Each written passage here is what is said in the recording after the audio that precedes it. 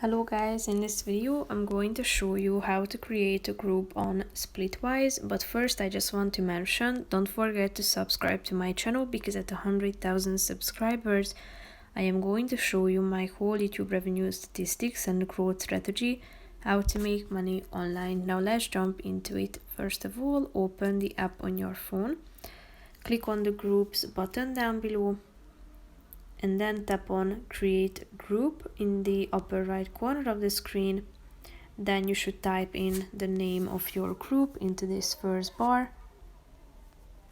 Then you can add the picture. You can either take one or choose one from your library, and then select the type such as strip, home, couple, other. Then click on done in the upper right corner of the screen, and here you can see your group. You can add members, share the link, settle up, set the balance, totals, charts, and so on.